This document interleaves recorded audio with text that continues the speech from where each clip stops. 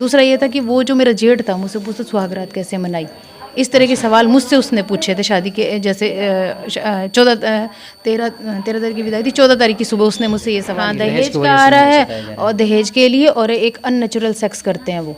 उसके लिए मुझे डराया धमकाया, क्या मतलब प्रेशर डाला जाता है, ज़बरदस्ती की जाती है, ज़बरदस्ती भी की गई है मेरे साथ में। और उसके मैंने ना थाने में रिपोर्ट भी देने का मतलब क्या है आपका, क्या कहना चाहेंगे इस विषय पे? मैं यही कहना चाहूँगी सोशल मीडिया से कि भाई पहला तो ये देश की रक्षा का सवाल है, मेरी भी रक्षा का सवाल है, मेरे पति की रक्षा का सवाल भी है इसके अंदर। अच्छा, अगर वो डिवोर्स देने का बात कर रहे हैं तो क्या आपके तरफ से मतलब क्या बताएगा कि मतलब छोड़ देंगी आप, अभी दे देंगी या नहीं, मैं डिवोर्स नहीं दूंगी, नहीं दीजिएगा? नहीं दूंगी, डिवोर्स नहीं दूंगी मैं। अच्छा, उसके परिजन के लोग क्या बोल रहे हैं? उसके घर वाले उसी की तरफ हैं, वो भी ये चाहते हैं कि डिवोर्स दे दे। मेरे पर दबाव डाला जाता है, धमकियाँ दी जाती है, ठीक है। मेरे घर पे उसका जो वकील है, उसका जो असिस्टेंट जो काम सीखा वो मेरे घर पर आया था, वो बोलता कि वो तो तेजाब गेर देगा, ये कर देगा, मतलब डराने की पूरी कोशिश की गई। ऐसे कैसे सेटलमेंट होगा? तो सेटलमेंट तो डिवोर्स पर ही होता है, हैं? तो एक बात बताइए, जब लड़की मुकदमा नहीं लड़ती है तो लोग बोलते हैं, जैसे एक अतुल सुभाष केस आया था, उसमें एक व्यक्ति ने बोला था कि ये लड़कियां क्यों नहीं मुकदमा, ये क्यों सेटलमेंट कर लेती लड़कियां, पैसे लेके अलग हो जाती। आज मैं लड़ रही हूँ, है ना, तो मुझे दबाया जा रहा है कि सेटलमेंट कर लो। आज मैं लड़ रही हूँ तो मुझे सेटलमेंट के लिए बोला जा रहा है। ऐसा नहीं होना चाहिए। हाँ, मैं तो लड़ने को तैयार हूँ, तो मुझे सेटलमेंट के लिए क्यों दबाया जा रहा है भाई?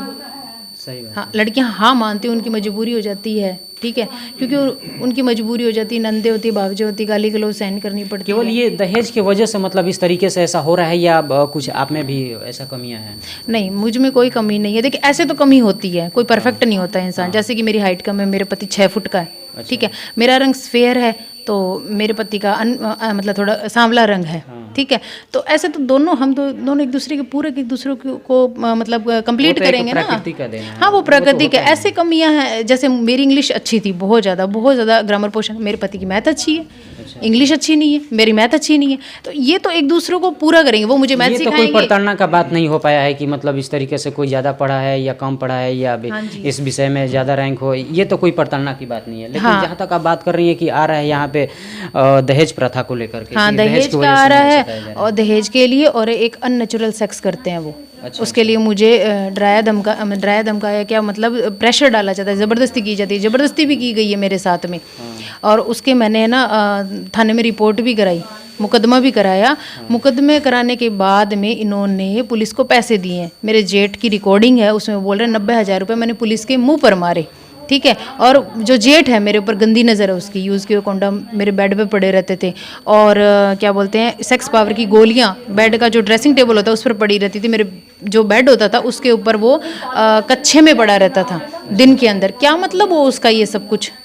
भाई मेरे कमरे के अंदर ये सब चीज़ें घेरा रखता था वो हर रोज डेली की, ठीक है। तो और उसकी वो मतलब खुश नहीं रहते थे ना मेरे हस्बैंड? हाँ। मेरे हस्बैंड को अननेचुरल सेक्स चाहिए, जो कि इलीगल है, कोर्ट भी इसकी इजाज़त नहीं देता है। तो उसको तो ये चीज़, ये उसका भाई उकसाता था, उसका भाई ये बोलता था कि मैं मेरी पत्नी के साथ ये सब कुछ कर रहा हूँ, तू भी कर। तो उकसाना हो गया ना, तो उसके मन में ये आता था कि मैं भी करूँ।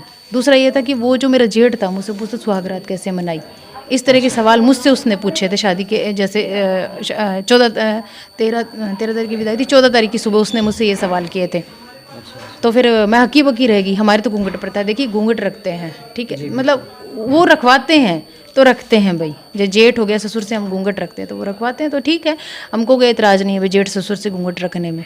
साफ तौर पे कहें तो पूरे परिवार के लोग इन पे इतने सारे दबाव बना रहे थे कि इनका जीना मुश्किल हो गया था। लेकिन यहाँ पे ये जो हैं बीएसएफ के जवान कि उनका गैर किसी कॉल लड़की से मतलब संपर्क होता है और काफ़ी ज़्यादा उसी से लगाव रखते हैं, लेकिन इनको छोड़ दिए हैं। लेकिन ये अभी बिहार में आकर के दर दर की ठोकरी खा रही हैं और अपने न्याय के लिए मांग कर रही हैं। लेकिन आगे देखिए कि अब क्या होता है। जिस तरीके से इन्होंने बात बोला, हो सकता है कि इनको न्याय मिल जाए, लेकिन इस विषय पर अब बहुत ज़्यादा हम चर्चा करने का प्रयास किए।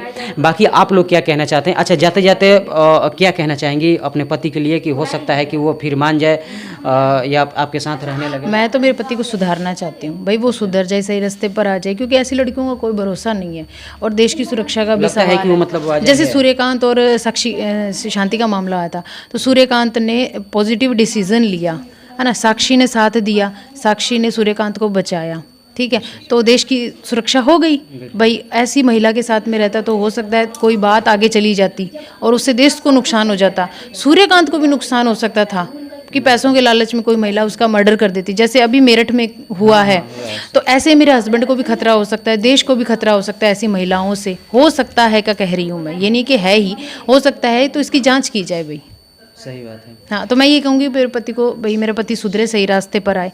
नहीं तो देखिए जी, ऐसे इंसान को रोकना ज़रूरी है, क्योंकि देश के लिए भी खतरा है। टर्मिनेट करवाना ज़रूरी है ऐसे इंसान को। सही बात। अच्छा, ये एप्लीकेशन वगैरह सब कहाँ कहाँ तक आपका मतलब दिया गया है?